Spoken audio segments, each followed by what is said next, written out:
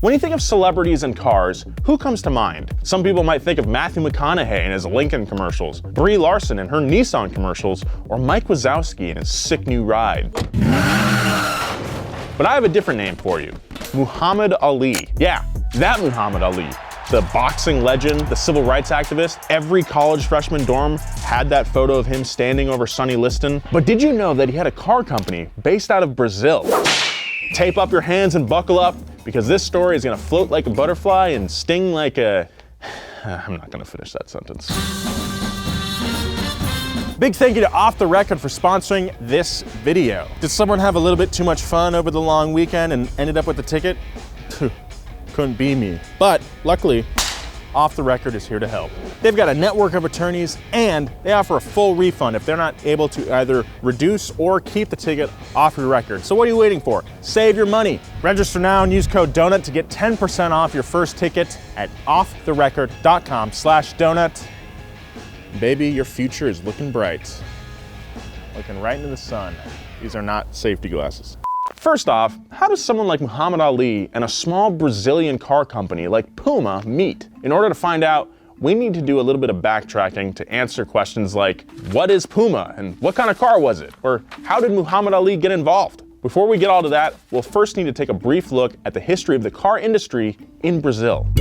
Pre-1950s, Brazil was a mostly agricultural nation whose main export was coffee. The only notable thing related to the car industry was that Ford had been there since 1919 assembling Model Ts in Sao Paulo. However, during the 1950s, the Brazilian government made efforts to industrialize the country, and one of the big steps they took to achieve that was to encourage domestic car production. Brazil applied heavy import taxes on vehicles that weren't produced in the country, and for a long period of time, banned imports altogether. And to be frank, these import taxes and bans worked. In order to avoid these new hurdles, General Motors, Toyota, and Volkswagen would all soon build their own factories within Brazil. While foreign companies set up shop, this burgeoning industry also spurred the creation of local Brazilian automakers as well. And they were a little different. These first Brazilian car companies were mostly of the specialty and kit car variety. One of these cars, called the DKW Malzone, was built in Sao Paulo and gained popularity rather quickly. Let me break down that name so we understand what both DKW and Malzone represent. DKW was a German automaker. They were actually one of the original 4 auto union brands, and the Brazilian arm of the company was called DKW WEMAG. DKW WEMAG focused on producing cars for the Brazilian middle class. Malzone was the name of the man that built the car, Gennaro Reno Malzone. He was a lawyer, but also an avid car enthusiast and race car driver. At DKW WEMAG's request, Malzone was asked to build a competition car based around DKW's 3-cylinder 2-stroke engine to compete in motorsport. Originally, when the car was built, the steel body was too heavy, so they switched to fiberglass instead. Soon afterwards, it debuted in 1964, and the DKW Malzone won its first race at Autodromo Jose Carlos Pace, aka Interlagos, that same year. Not a bad start. Following the win, the DKW Malzone gained popularity, and Malzone could not handle production on his own. So he started a new company with a few of his buddies to build these cars.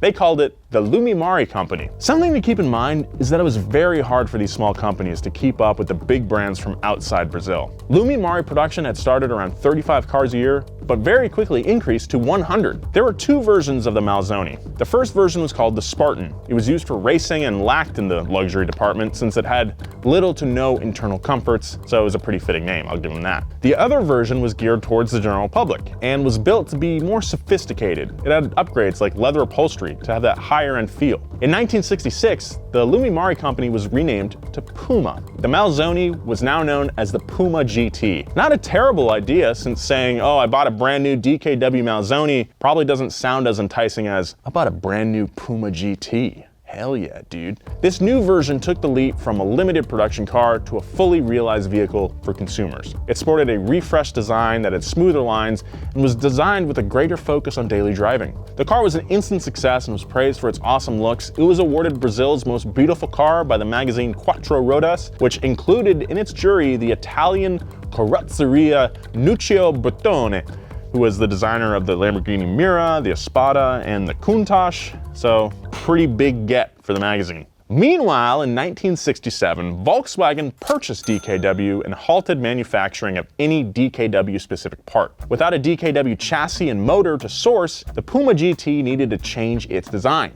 Their new car was based around the rear-engined, air-cooled Volkswagen Karmann Ghia sold in Brazil. This meant that the Puma GT was going from a front-engine, front-wheel drive car to a rear-engined, rear-wheel drive car. That's quite the shift from one generation to another. I can't really think of many cars that have done that. Usually it goes rear-wheel drive to front-wheel drive, not front wheel to rear wheel and rear engine. That's crazy. The new car's design was inspired by the Lamborghini Mira and Ferrari Dino 206 GT. This beautiful new car wasn't going to be exclusive to the Brazilian market either. In the 1970s and into the 80s, complete cars were being sent to Canada, and there was a kit car version sold in the US. The buyer purchased the car without the front suspension or transaxle or engine or wheels or tires or it's a lot of stuff. You would have to supply the missing components from a partnered distributor, or the buyer could supply the needed parts themselves. Go look in the junkyard for a Karmann Ghia, boom, you got your stuff. Unfortunately, however, harsh economic times came upon Brazil in the 1980s, and it impacted Puma, causing them to file for bankruptcy. The company was sold twice, once in 1985 and then again the next year,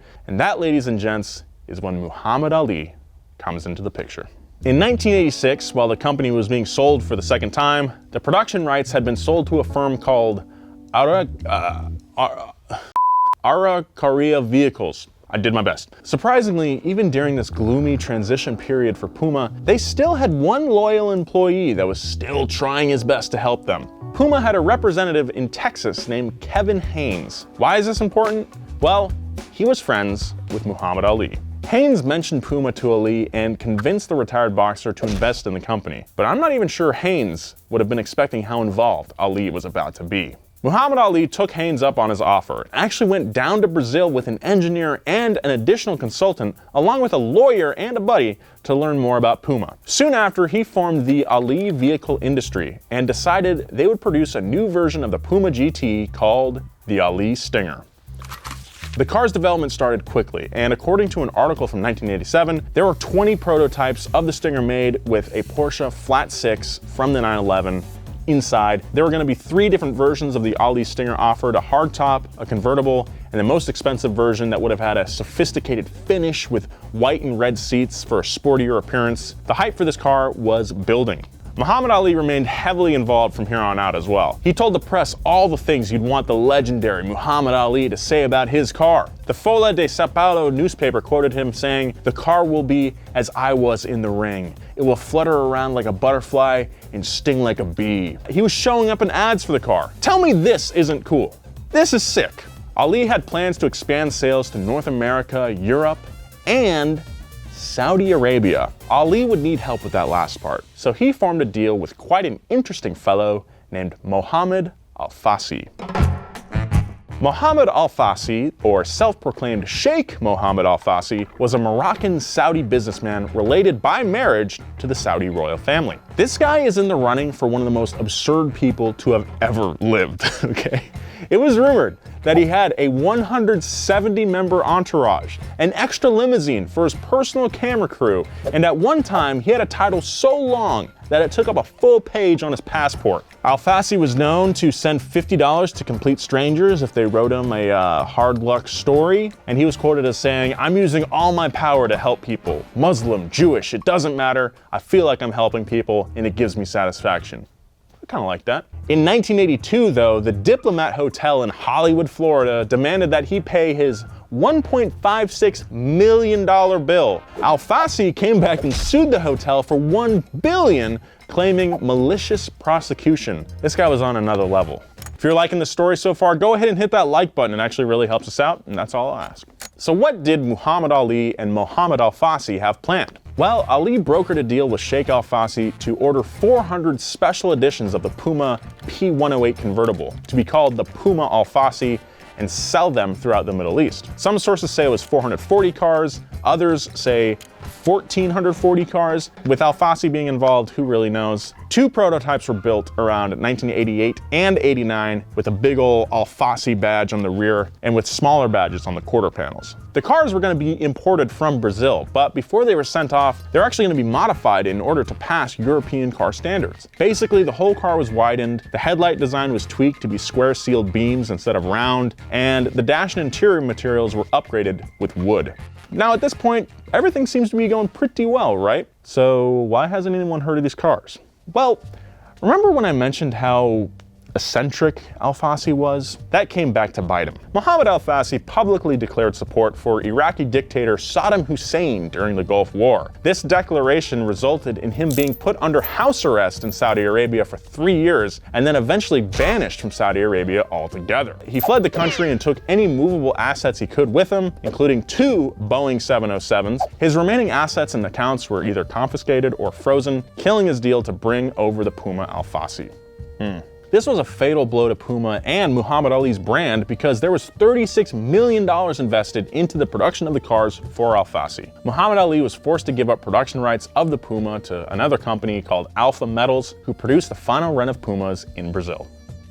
This new financial turmoil, combined with Brazil lifting the ban that stopped imported cars from coming to Brazil, was the last nail in the coffin to Puma. Unfortunately, Puma's wild run finally came to an end in 1995.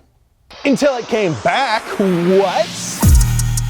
Unbelievably, Puma returned in 2013 in South Africa under the name Puma Automobiles. In 2017, they revealed the Puma GT 2.4 Luminari, of which there are only 10 to be made, and actually looks pretty awesome. But this is basically a whole new company now, and the only other car they make has a really crazy name that I can't pronounce. It's like Uabian, and it cost $1.1 million.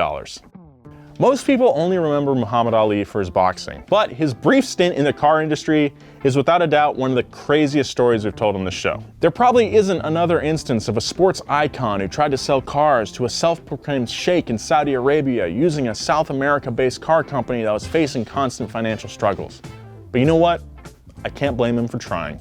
Thanks for watching Wheelhouse. I love doing international car stories like this one. This one is pretty nuts. If you're intrigued by the mystique of Brazilians' automotive history, check out our episode of Past Gas on Fordlandia. Henry Ford went down to Brazil, tried to start a factory. It goes a little off the rails, to say the least. I love doing global stories like this. If you know some weird, obscure car history outside of the US that nobody's really heard of, let me know in the comments. I'd never heard of this until we looked into like Brazilian car history and we're like, wait a minute, this is really weird. Let's check that out. Follow Donut on all social media at Donut Media. Follow me at Nolan J. Sykes if you want. I take car pictures sometimes. Be kind, take care of each other, and I'll see you next time.